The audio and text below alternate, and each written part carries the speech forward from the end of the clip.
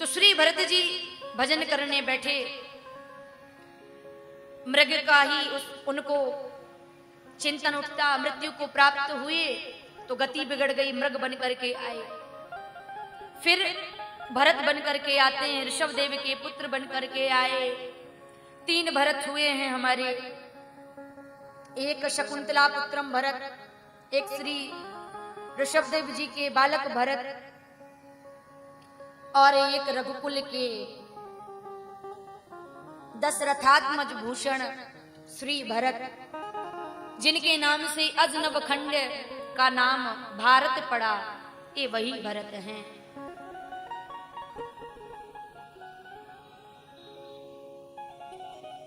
भरत के जैसा ज्ञानी, भरत के जैसा ज्ञान रखने वाला भी आसक्ति में पड़ गया और फिर ब्राह्मण कुल में जन्म लेकर के आया। तो जन्म से ही सिखाया जाने लगा कि ब्राह्मण हो तो कर्म कांड सीख लो, पूजा पाठ करना आना चाहिए। अब मैं अपनी गति नहीं बिगाड़ूंगा, भरत जी ने निश्चय कर लिया, अब मैं गति नहीं बिगाड़ूंगा। भरत जी तो साधु आदमी थे, भजन करूंगा, अब समय को भी मैं व्यर्थ नहीं करूंगा। एक दिन श्री भरत जी को कुछ लोग उठा करके ले गए, क्योंकि काम में तो वो मन लगाते नहीं थे। कोई अगर जिम्मेदारी दे दी जाए तो उधर भी काम बिगाड़ देते, जिससे कोई कहे ही ना उसको कि करो इस काम को, भगवान का भजन करते। शरीर हट्टा कट्टा था। कुछ लोग जब लेकर के चले गए तो भद्रकाली का बहुत सुंदर सा विग्रह था, वहां पर बलि दी जा रही थी।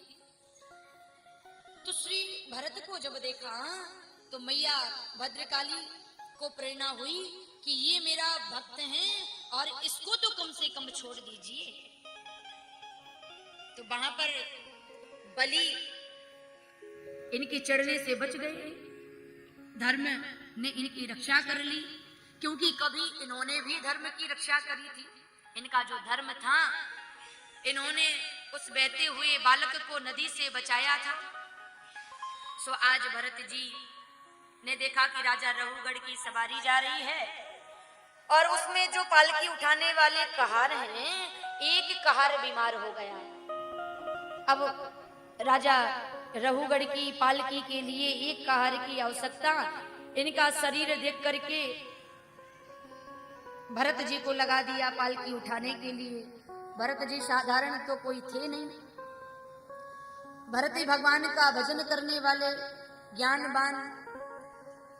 चिंटी के पांव में यदि घुंघरू बांध दिया जावे, चिंटी का पांव देखा है आपने, कितना बड़ा होता बताना जरा। चिंटी के पग घुंघरू बांधे तो भी साहब सुनता है, उसकी खनक, उसकी आवाज भी वहां तक पहुंच जाती है। तो चलते चलते भी हमसे ना जाने कितने जीव मर जाते हैं, है ना। भरत जी को भान था हमारे पैरों से कोई जीव जंतु ना मर जाए।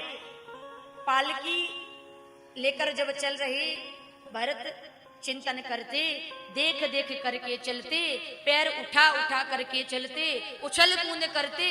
सो यहाँ पर रघुगढ़ ने डांटा, क्योंकि पालकी हिल डुल रही थी। कैसे भैया तुम कहार लगाए हो, देखो तो जरा, ये पालकी को हिला डुला रहे हैं, इनको आता नहीं है। अब तो थोड़े और चले, सीधी छलांग लगा दी भरत जी ने। अब तो राजा रघुगढ़ के माथे में चोट लग गई, सर टकरा गया पालकी में।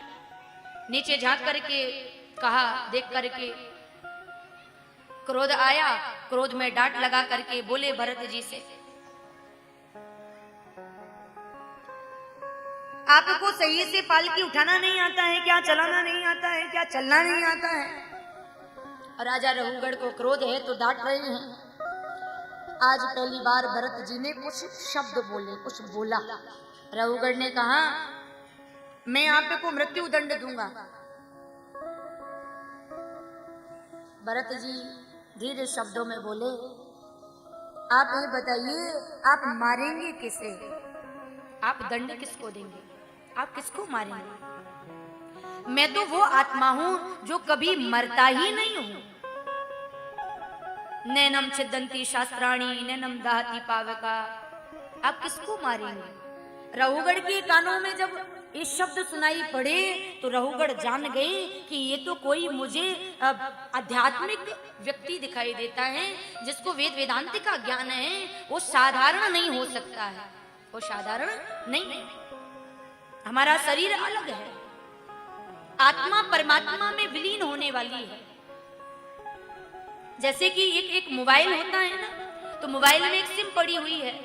मोबाइल अलग है, सिम अलग है, दोनों अलग अलग हैं, लेकिन एक दूसरे के पूरक हैं। इसी प्रकार आत्मा परमात्मा से मिलने के लिए ही है। मैं शरीर नहीं हूं, मैं आत्मा हूं। मन से परे है बुद्धि, बुद्धि से परे है आत्मा, और आत्मा ही तो परमात्मा है। श्री रहुगढ़ ने सुना तो रहुगढ़ को ज्ञान हुआ ये कोई साधारण नहीं है। अरे आप कौन हैं? लगता है मुझे साक्षात कपिल जी आ गए हैं और मुझे उपदेश कर रहे हैं। साक्षात कपिल जी यहाँ पधारे हैं। यहाँ तो भरत जी समझा रहे हैं, देखो एक घड़ा जो मिट्टी से बना हुआ है और फिर वह मिट्टी में मिल जाना है, तो घड़ा नष्ट नहीं हुआ, लेकिन उसका आकार नष्ट हो गया। आकार क्या है? आकार शरीर है, लेकिन आत्मा तो कभी नष्ट होती ही नहीं है। पंच तत्वों से बना है, पंच तत्वों में मिल जाना है।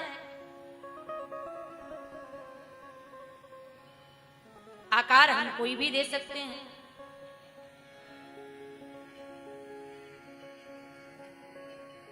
श्री रहुगढ़ ने भरत के बहुत सुंदर से वचन को श्रवण करके मन में बिल्कुल कपिल भगवान को प्रणाम करते हुए, वंदन करते हुए, आज स्वयं कपिल जी आए हैं हमारे साथ में, हमें ज्ञान का उपदेश करने के लिए। क्षमा करिएगा, मैं पहचान नहीं पाया हूं, हमसे बड़ी भारी भूल हो गई।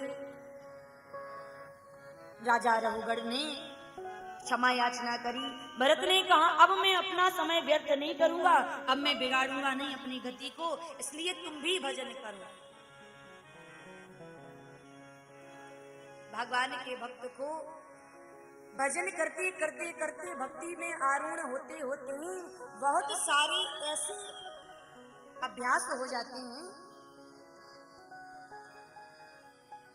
ऐसी सिद्धियां प्राप्त हो जाती हैं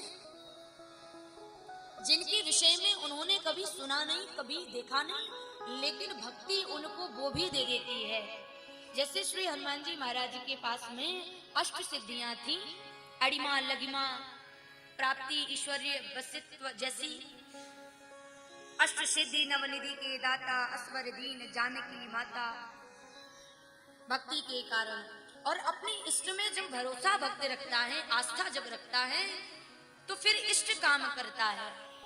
फिर वो जो बोल देता है वो भी होने लगता है, क्योंकि पत्थर में प्राण होते नहीं है, लेकिन भक्त की आस्था के कारण वह पत्थर की मूर्ति बोलने लग जाती है, सुनने लग जाती है, मुस्कुराने लग जाती है। और देखो तो भक्त की आस्था ही तो थी। प्रहलाद ने तो श्री नरसिंह को खम्भे से प्रकट कर दिया था। विश्वास था कि इस खम्भे में हमारा नारायण बसता है, खम्भे में हमारा भगवान है, तो हाँ है। इतने विश्वास के साथ में कह दिया कि मेरा भगवान इधर भी है। तो भगवान श्री नरसिंह को, नारायण को नरसिंह रूप धारण करके आना ही पड़ा। तो विश्वास ईश्वर पर करने वाला कभी पराजित नहीं हो सकता। जिन्होंने अपने ऊपर विश्वास किया, अपने ईश्वर के ऊपर विश्वास किया, वो ताकत है उनका। लेकिन जब हमने दूसरों के ऊपर विश्वास किया तो फिर वो कमजोरी बन गई।